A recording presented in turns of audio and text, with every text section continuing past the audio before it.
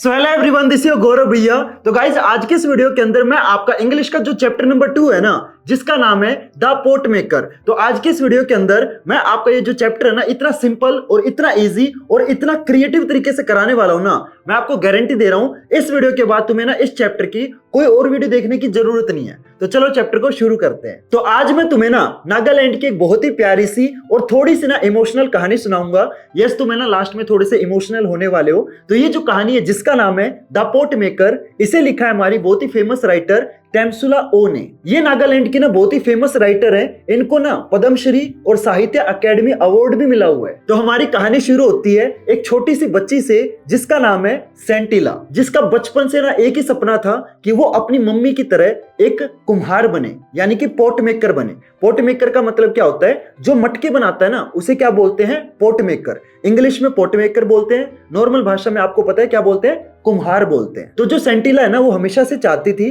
कि मैं जब बड़ी हो जाऊंगी ना, तो मैं अपनी मम्मी की तरह मटके बनाऊं। लेकिन एक प्रॉब्लम थी। जो सेंटिला की मम्मी है ना, जिसका नाम था अरेलना, वो नहीं चाहती थी कि उसकी बेटी बड़े होकर मटके बनाए, क्योंकि ये जो मटके बनाने वाला काम है ना, ये बहुत ही परेशानी देता है, बहुत ही मेहनत वाला काम है। क्योंकि सेंटिला की मम्मी 16 किलोमीटर दूर जाके एक नदी के पास से चिकनी मिट्टी उठा के लेके आती थी। फिर उस चिकनी मिट्टी को सोच के देखो, 16 किलोमीटर जाना और फिर मिट्टी उठा के, इतना वजन उठा के 16 किलोमीटर वापस आना, और उसके बाद उस मिट्टी को कूट कूट के छोटे छोटे टुकड़े करना, फिर उस मिट्टी को बांस की डंडियों के अंदर डाल के उस मिट्टी को सॉफ्ट करना, और फिर उस मिट्टी के अंदर पानी मिला के मटके बनाना, और फिर उन मटकों को एक भट्टी के अंदर एक पर्टिकुलर एक सही टेम्परेचर के अंदर पकाना। क्योंकि अगर टेम्परेचर ज्यादा होगा तो जो मटके है ना, वो लाल रंग की जगह काले रंग के हो जाएंगे, और अगर टेम्परेचर कम होगा तो जो मटके है ना, वो कच्चे रह जाएंगे। और इतनी सारी मेहनत करने के बाद जो पैसे हैं वो बहुत ही कम मिलते हैं। तो जो सेंटिला की मम्मी है ना, वो चाहती थी कि मेरी बेटी मटके बनाने की जगह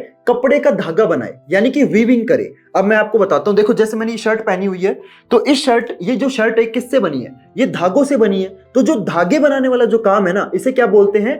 वीविंग बोलते हैं। तो जो सेंटिला की मम्मी है, वो चाहती थी कि मेरी जो बेटी है ना, वो मटके बनाने की जगह, यानी कि पोट मेकिंग की जगह क्या करे? वीविंग, यानी कि धागे बनाने वाला काम करे।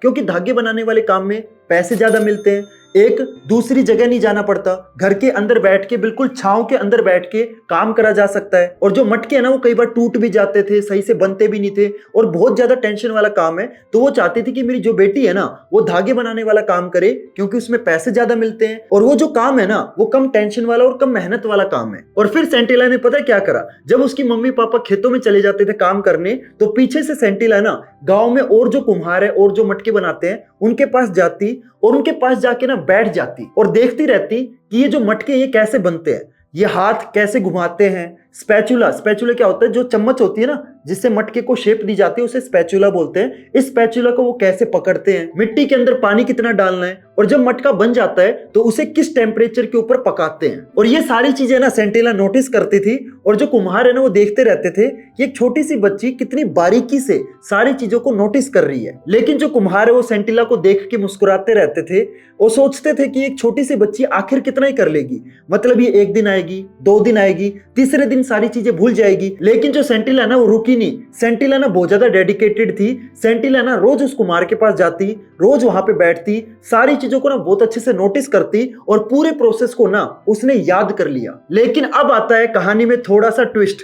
जो गांव के लोग है ना, वो सेंटिला को देख के हैरान होने लग गए कि जो सेंटिला की मदर है वो खुद मटके बनाती है, लेकिन सेंटिला अपनी मम्मी से ना सीख के गांव के जो बाकी कुम्हार है उनके पास जाके मटके बनाने क्यों सीख रही है। और ये जो चीज है ना, गांव में इतनी ज्यादा फैल जाती है, लोग है ना इस टॉपिक को लेकर इतनी ज्यादा बातें करते हैं कि एक दिन है ना पंचायत होती है, जिसमें गांव के जो लोग है ना, सेंटिला के फादर जिनका नाम है मैसोबा, उनको बुलाया जाता है। और गांव के लोग है ना सेंटिला के फादर से पूछते हैं कि क्या सेंटिला की मम्मी सेंटिला को मटके बनाने नहीं सिखाएगी। तो वहां पे जो मैसोबा है, जो सेंटिला के फादर है, वो बहुत ही हम्बल होके बोलते हैं, नहीं नहीं ऐसा नहीं है, एक्चुअली सेंटिला की थोड़ी सी तबीयत खराब थी, तो हम उसकी तबीयत ठीक होने का वेट कर रहे थे। लेकिन अब है ना गांव वालों ने मैसोबा यानी कि सेंटिला के फादर को एक ऐसी चीज बोली जो कि इस पूरी स्टोरी की नींव है। तो इस चीज को ना ध्यान से सुनना। गांव वालों ने मैसोबा को बोला कि ये जो कला है, ये जो पोट्री मटके बनाने की जो कला है, ये किसी एक इंसान की प्रॉपर्टी नहीं है, ये पूरी कौम की, पूरी परंपरा की धरोहर है, जो भी एक्सपर्ट है, जो भी पोट्री की कला को जानता है, वो सिर्फ अपने घर पे नहीं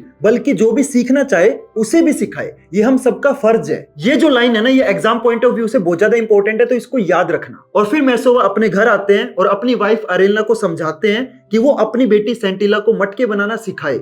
शुरुआत में तो अरेलना मना करती है, वो मानती नहीं है, लेकिन मैसोवा की बहुत ज्यादा कन्विंस करने के बाद अरेलना हाँ बोल देती है। और फिर अगले साल अरेलना अपनी बेटी सेंटिला को लेके नदी के किनारे जाती है, जहां पे वो उसे रेड और ग्रे कलर की मिट्टी को ढूंढना, उसे निकालना और टोकरी के अंदर भरना, ये तीनों चीजें सिखाती है। शुरुआत में तो सेंटिला ना बहुत सारी चीजें जल्दी जल्दी सीख जाती है, लेकिन जब मटके बनाने का टाइम आता है ना, तो उससे जो मटके की शेप है वो नहीं दी जाती। वो जब भी मटके को शेप देती, मटका हमेशा खराब ही बनता। और ये सारी चीजें उसकी मम्मी साइड में बैठ के देखती थी।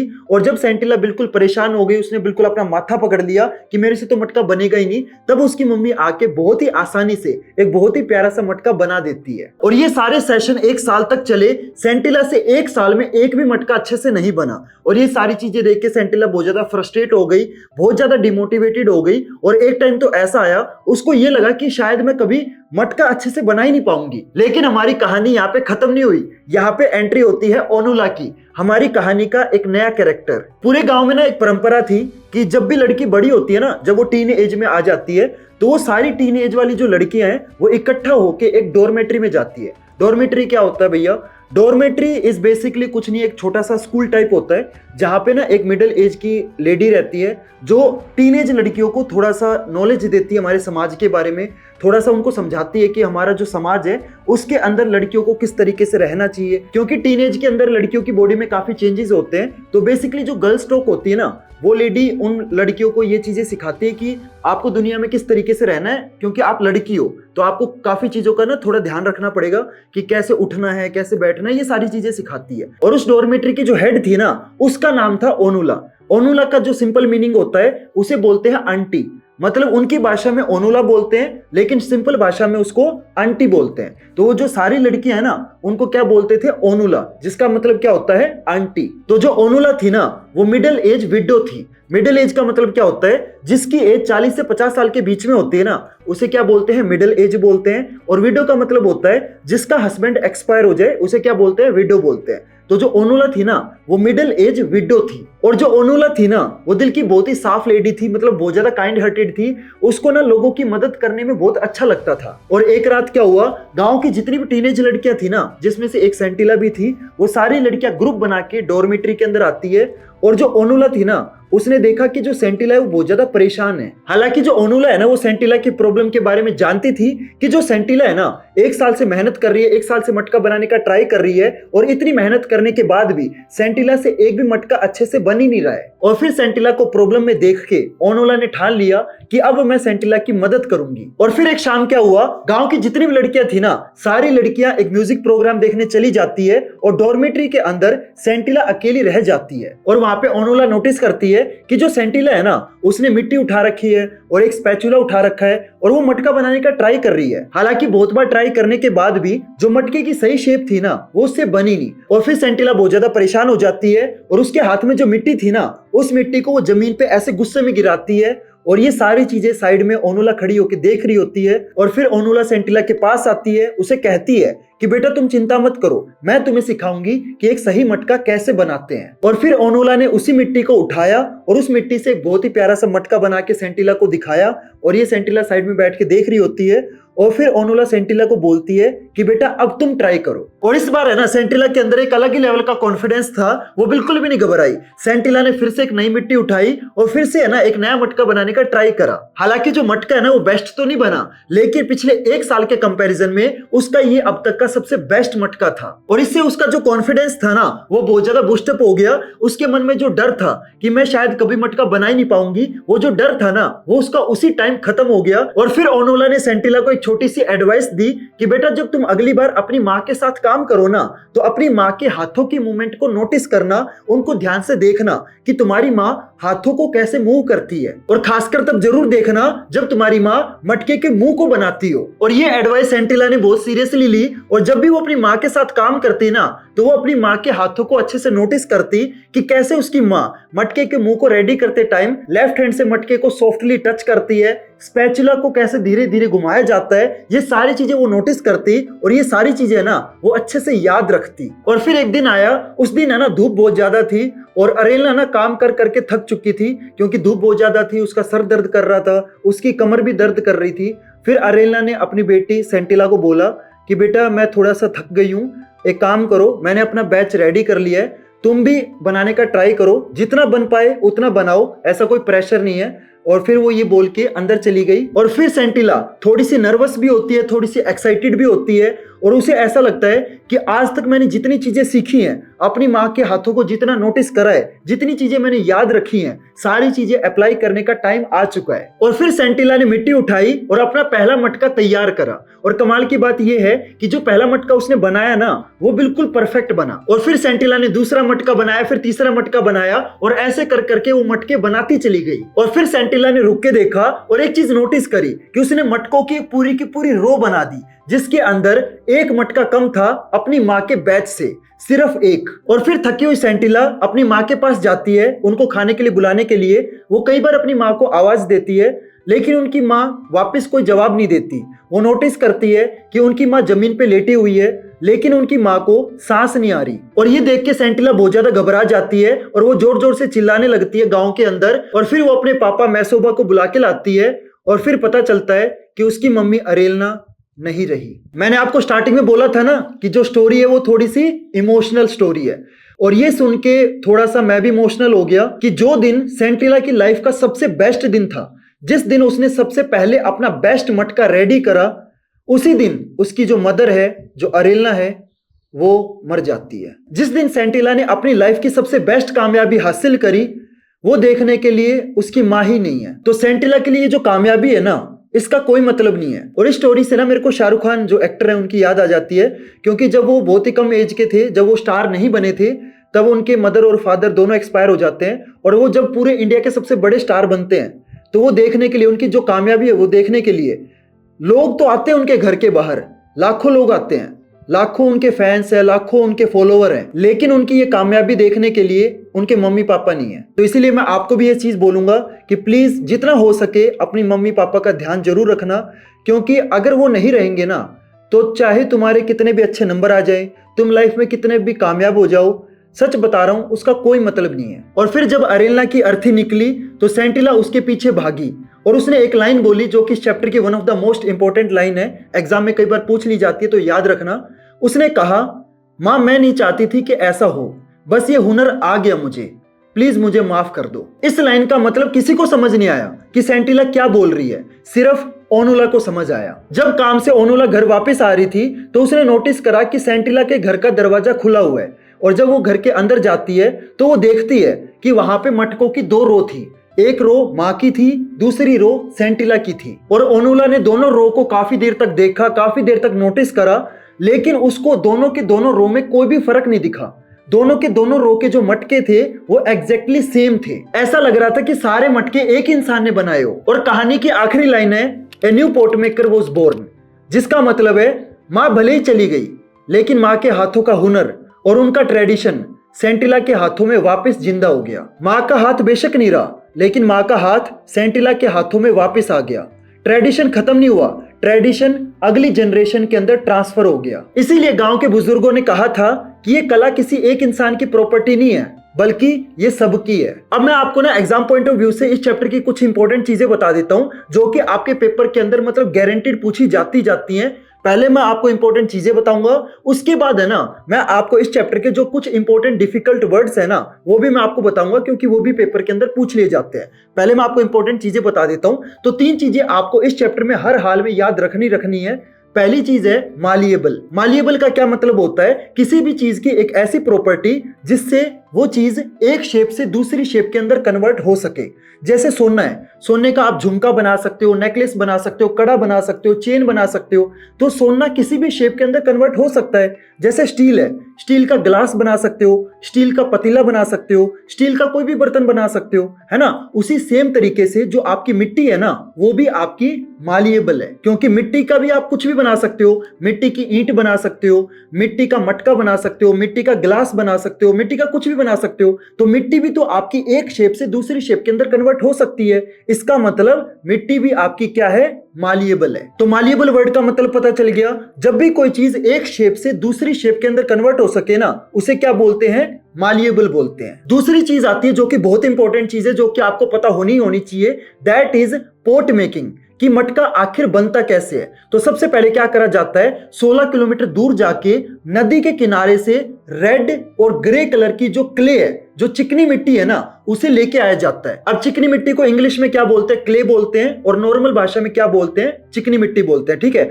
तो कौन से कलर की लाई जाती है, रेड और ग्रे, ये दोनों कलर याद रखना बहुत इंपॉर्टेंट है। ठीक है, और जब मिट्टी लाई जाती है ना, तो वो बड़े बड़े पत्थरों की फॉर्म में होती है, मतलब डले, हमारी हरियाणवी भाषा में डले बोलते हैं। अब मेरे को नहीं पता आपके उधर क्या बोलते हैं लोकल भाषा में।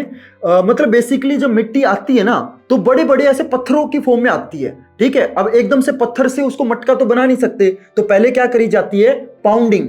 क्या करा जाता है, पाउंडिंग। पाउंडिंग का क्या मतलब होता है कि वो जो बड़े बड़े पत्थर है ना, मिट्टी के जो बड़े बड़े पत्थर हैं, उनको हथौड़ा मार मार के तोड़ा जाता है। वो छोटे छोटे जब मिट्टी के टुकड़े हो जाते हैं ना, इन छोटे छोटे टुकड़ों को बैम्बू के सिलेंडर के अंदर डाला जाता है। जो बांस होता है ना, उसके जो सिलेंडर होते हैं, आपने देखा होगा कि जो बांस होता है ना, वो अंदर से खाली होता है, खोखला होता है। फिर इस मिट्टी के अंदर पानी मिक्स करा जाता है, ताकि जो मिट्टी हो क्या बन जाए, मालिएबल बन जाए। फिर ये मिट्टी आपकी किसी भी शेप के अंदर कन्वर्ट हो सकती है। फॉर एग्जाम्पल, आपने मान लो मटका बनाया। अब ये जो मटका आपने बनाया है ना, ये आपका कच्चा होगा। फिर इस मटके को पकाने के लिए, इसको स्ट्रॉन्ग बनाने के लिए क्या करा जाता है, इस कच्चे मटके को किल्न के अंदर डाला जाता है। KILN। किल्न का क्या मतलब होता है, सिंपल भाषा में मैं आपको बताऊं तो इसका मतलब होता है भट्टी। जो आपका ओवन होता है ना, एक तरीके से ओवन होता है जिसके अंदर आग जलती रहती है, और इसके अंदर है ना मटकों को रखा जाता है, और एक पर्टिकुलर टेम्परेचर के अंदर मटकों को पकाया जाता है। क्योंकि अगर टेम्परेचर ज्यादा होगा ना, तो जो मटके हैं वो रेड कलर की जगह काले रंग के बनेंगे, और अगर टेम्परेचर कम होगा ना, तो जो मटका है वो आपका कच्चा रह जाएगा, तो जल्दी टूट जाएगा। तो ये जो भट्टी होती है ना, इसके अंदर एक पर्टिकुलर टेम्परेचर होना बहुत ज्यादा जरूरी है। आपने नोटिस भी करा होगा, जब आप कभी रोड पे जाते होगे, तो आपने ना रोड के साइड में इस टाइप के बहुत सारे भट्टे देखे होंगे, जिसके अंदर है ना ईंटें पकाई जाती है। ईंटें भी आपकी चिकनी मिट्टी की बनती है, और सेम तरीके से जो मटका है वो भी आपका चिकनी मिट्टी का बनता है। तो जैसे मटकों को पकाया जाता है ना, उसी सेम तरीके से आपकी ईंटों को पकाया जाता है। तो ये जो भट्टे होते हैं ना, इसी को इंग्लिश में क्या बोलते हैं, किल्न बोलते हैं। तो ये जो किल्न वर्ड है ना, बहुत इंपॉर्टेंट है, इसको याद रखना। अब पोट मेकिंग का प्रोसेस समझ में आ गया। अब जो तीसरी चीज है ना, बहुत इंपॉर्टेंट है, याद रखना, that is a new pot maker was born. और ये लाइन किसने बोली थी, ओनुला ने बोली थी। क्लियर, ये तीनों चीज समझ में आई। अब मैं आपको ना इस चैप्टर के जो इंपॉर्टेंट डिफिकल्ट वर्ड्स है ना, वो मैं आपको बता देता हूं, क्योंकि बहुत सारे बच्चों को ना एग्जाम में इन वर्ड्स में ना बहुत ज्यादा परेशानी होती है। तो ध्यान से सुनना। सबसे पहला वर्ड है आपका एग्जॉस्टिंग, जिसका मतलब होता है वेरी टायरिंग, मतलब बहुत ज्यादा थकाने वाला। जैसे जो पोट मेकिंग प्रोसेस है, ये बहुत ज्यादा एग्जॉस्टिंग प्रोसेस है, बहुत ज्यादा थकाने वाला प्रोसेस है। फिर दूसरा वर्ड आता है विडो, जो कि मैं आपको ऑलरेडी बता चुका हूं, जिसका हस्बैंड एक्सपायर हो जाए उसे क्या बोलते हैं, विडो बोलते हैं। ठीक है, फिर तीसरा वर्ड आता है पिटेंस। पिटेंस का मतलब होता है बहुत कम पैसे, जैसे कि पोट मेकिंग में बहुत कम पैसे मिलते हैं। ठीक है, तो पिटेंस क्या हो गया, बहुत कम पैसे। ठीक है, फिर अगला वर्ड है आपका रिवर बैंक। इसका मतलब होता है नदी का किनारा, जहां से वो चिकनी मिट्टी लेके आते थे, नदी के किनारे से तो लेके आते थे, तो नदी के किनारे को क्या बोलते हैं, रिवर बैंक। फिर अगला वर्ड आता है आपका क्लमजी। क्लमजी का मतलब होता है जिसमें कोई भी स्किल ना हो। जैसे सेंटिला में पोट मेकिंग की स्किल नहीं थी, तो मतलब सेंटिला क्या है, क्लमजी है। फिर अगला वर्ड आता है आपका काउंसिल। सिंपल भाषा में बताऊं तो पंचायत, और इंग्लिश में अगर आपको बताऊं तो ग्रुप ऑफ विलेज एल्डर, मतलब गांव के जो बुजुर्ग लोग होते हैं ना, उनका जो ग्रुप होता है उसे क्या बोलते हैं, काउंसिल। फिर अगला वर्ड आता है आपका इंटरवीन, यानी कि किसी भी चीज के बीच में आके हेल्प करना। जैसे जो विलेज के जो लोग थे, उन्होंने सेंटिला के घर वाली प्रॉब्लम के बीच में आके सेंटिला की मदद करी। उन्होंने तो बुलाया था ना मैसोबा को, और उससे पूछा था कि भाई जो सेंटिला की मदर है उसे पोट मेकिंग क्यों नहीं सिखा रही। तो वो जो विलेज एल्डर है वो क्या कर रहे हैं, इंटरवीन कर रहे हैं। फिर आखिरी वर्ड आता है आपका लेगेसी। लेगेसी का मतलब होता है कि किसी भी ट्रेडिशन को एक जनरेशन से अगली जनरेशन में ट्रांसफर करना। जैसे ये जो पोट मेकिंग है, ये अरेलना से सेंटिला के अंदर ट्रांसफर हो गई। इसका मतलब क्या है कि लेगेसी कंटिन्यू हो रही है। जैसे आपने देखा होगा कि बहुत सारे रेस्टोरेंट के अंदर जो लेगेसी है ना, वो कंटिन्यू होती है। मतलब किसी के दादा बढ़िया डिश बनाते थे, उसने अपने बेटे को सिखाई, फिर उसने अपने बेटे को सिखाई। इसका मतलब क्या है कि वो जो कुकिंग वाली जो लेगेसी है ना, वो कंटिन्यू हो रही है। क्लियर एवरीवन, समझ में आ गया? होप करता हूं आपको पूरा चैप्टर अच्छे से समझ में आया होगा। देखो यार, इस वीडियो को बनाने में और मतलब रिकॉर्ड करने में, एडिट करने में लिटरली बहुत ज्यादा मेहनत लगी है। तो प्लीज यार इस वीडियो को लाइक कर देना, और अगर आपको इसी टाइप की वीडियो और देखनी है ना तो आप चैनल पे जाके देख सकते हो, और प्लीज चैनल को सब्सक्राइब जरूर करना। तो चलो गाइज, मिलते हैं फिर अगले वीडियो में नए टॉपिक के साथ। तब तक के लिए goodbye and have a nice day.